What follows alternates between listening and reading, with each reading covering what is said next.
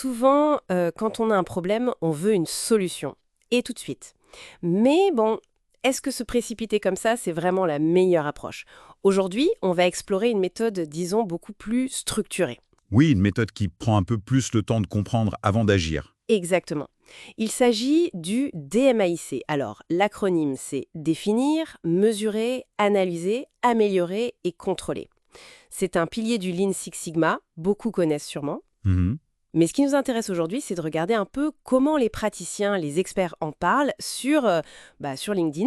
On a vu des discussions de Learn Fast, Aswen Savi, Six Sigma Manufacturing, Lean Suite, Rachid Berkani et plein d'autres. Ah oui, c'est intéressant de voir comment ça vit sur le terrain au-delà de la théorie. C'est ça, l'objectif, c'est vraiment de comprendre pourquoi cette structure, le DMAIC, est souvent préférée à, on va dire, l'improvisation ou l'essai-erreur.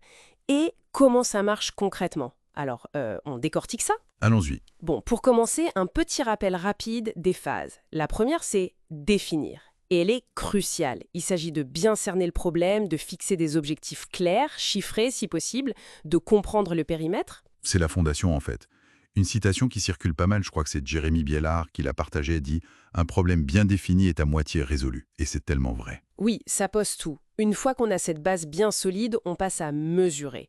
Là, l'idée, c'est d'objectiver la situation actuelle. Avec des données, des faits. Exactement.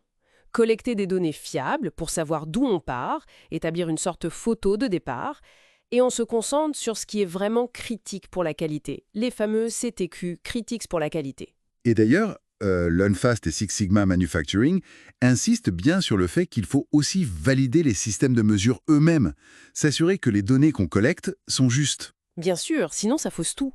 Alors, après mesurer, on a la phase analyser. C'est là qu'on va creuser, hein. C'est ça. On prend les données qu'on a mesurées et on essaie de trouver les vraies causes racines du problème. Pas juste les symptômes visibles. Et c'est là que des outils comme les 5 pourquoi entrent en jeu. Oui, par exemple, les 5 pourquoi, ça aide à remonter la chaîne de causalité en demandant pourquoi plusieurs fois de suite. Ou alors, le diagramme d'Ishikawa, le diagramme en arête de poisson, qui aide à visualiser toutes les causes possibles classées par catégorie. Lean Suite et Six Sigma Manufacturing en parlent souvent. D'accord. Et là, on voit bien la différence avec l'approche j'essaie un truc et je vois si ça marche. Ah oui, clairement. L'International Standard for Lean Six Sigma, l'ISLSS, souligne bien ça dans ses publications. L'approche essai-erreur, elle repose souvent sur des suppositions. Elle peut gaspiller pas mal de ressources. On part un peu à l'aveugle, quoi. C'est un peu ça. Et on risque de mettre un pansement sur un symptôme ou pire, de s'attaquer au mauvais problème. Le DMAIC, avec cette phase d'analyse obligatoire, force à chercher les causes profondes. Ça évite cet écueil. Donc, chercher la cause avant d'agir, ça paraît logique, mais ça demande une certaine rigueur, j'imagine. Exactement. Une discipline. Mais ce qui est intéressant, c'est que ce n'est pas forcément plus lent au final. C'est plus intelligent, on va dire. Comme le dit l'ICLS, ça évite de régler sans cesse les mêmes problèmes qui reviennent. On gagne du temps sur le long terme. Voilà. Il y avait un commentaire intéressant d'Ivan Carrillo sous un post de Lean Suite qui disait un peu ça. Parfois, il faut savoir ralentir pour bien comprendre, pour ensuite accélérer vraiment vers des résultats durables. Ralentir pour mieux accélérer, j'aime bien l'idée. Et puis, c'est une approche qui se base sur des faits, des données mesurées. Pas sur l'intuition ou le « on a toujours fait comme ça ». Ça, c'est un point que Six Sigma Manufacturing, Lean Suite ou même Ayushi Dixit martèlent souvent. Les décisions sont basées sur des preuves. Ok, très clair. Donc on a défini, mesuré, analysé. Logiquement, après, on passe à l'action. C'est ça, la phase améliorée, ou parfois on dit innover. On développe des solutions pour s'attaquer aux causes racines qu'on a identifiées, on les teste. On les teste avant de les déployer partout. Oui, c'est crucial. Learn Fast insiste là-dessus. Tester en conditions réelles, à petite échelle peut-être, pour valider que la solution fonctionne et qu'elle n'a pas d'effet de bord indésirable. Puis on la déploie. D'accord. Et une fois que c'est amélioré, c'est fini, on passe à autre chose. Ah non, surtout pas. C'est là qu'intervient la dernière phase, et elle est essentielle. Contrôler. Pour que ça tienne dans le temps. Exactement. Mettre en place des systèmes pour suivre la performance, s'assurer que les améliorations perdurent. Ça passe souvent par la standardisation des nouvelles méthodes, avec des procédures opérationnelles normalisées, les fameuses SOP. Des garde-fous en quelque sorte. C'est l'idée.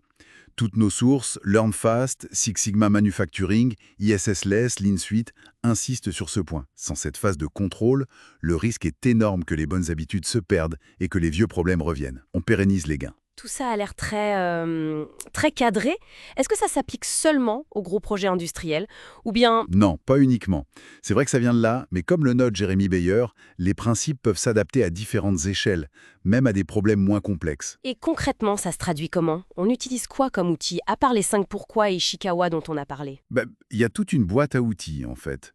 On peut utiliser la cartographie de processus, le process mapping, pour bien visualiser comment les choses se passent. Le brainstorming structuré, pour générer des idées de solutions. Jean Issa en donnait des exemples en commentaire sur Lean Suite. D'accord. Et pour suivre tout ça, j'imagine qu'il faut un peu de visibilité. Oui, Awen Savi, par exemple, partage souvent des exemples de tableaux de bord visuels. C'est très pratique pour piloter les actions, suivre les indicateurs clés, voir où on en est. Et pour les très gros projets, j'ai vu que Rachid Berkani parlait même de feuilles de route hyper détaillées, avec parfois plus de 200 tâches. Ça peut devenir très poussiéreux. Oui, ça dépend vraiment de l'ampleur du problème qu'on adresse. Mais un point important qui ressort aussi des discussions, notamment via un commentaire de Michel Giacometti, c'est de ne pas voir le DMAIC comme une baguette magique isolée. C'est-à-dire? C'est un outil de résolution de problèmes très puissant, oui, mais il est encore plus efficace quand il est intégré dans une culture d'amélioration continue plus large. Le Lean Management, par exemple, qui met l'accent sur l'implication des gens sur le terrain, au quotidien, la chasse au gaspillage, L'outil donne la structure, mais c'est la culture qui fait vivre l'amélioration sur la durée. c'est exactement ça. L'outil structure l'action ponctuelle sur un problème, la culture la rend pérenne et diffuse. Bon, pour résumer alors, le DMAI, c'est une méthode vraiment rigoureuse qui s'appuie sur les données pour analyser et résoudre des problèmes parfois complexes. L'idée, c'est de viser des améliorations qui durent. On passe de la simple réaction à une résolution bien pensée, bien structurée. Tout à fait. On arrête de courir après les symptômes et on s'attaque aux racines. C'est une approche beaucoup plus sereine finalement. Oui, et ça ouvre une réflexion intéressante, je trouve, même au-delà du monde de l'entreprise. Même si on ne déroule pas formellement toutes les étapes du DMAIC dans notre vie de tous les jours. Ben, comment est-ce que l'esprit de cette méthode, prendre le temps de bien définir un problème ou un objectif, chercher des faits objectifs, analyser les causes avant de sauter sur une solution, comment cet état d'esprit pourrait influencer la façon dont on aborde nos propres défis quotidiens, qu'ils soient petits ou grands?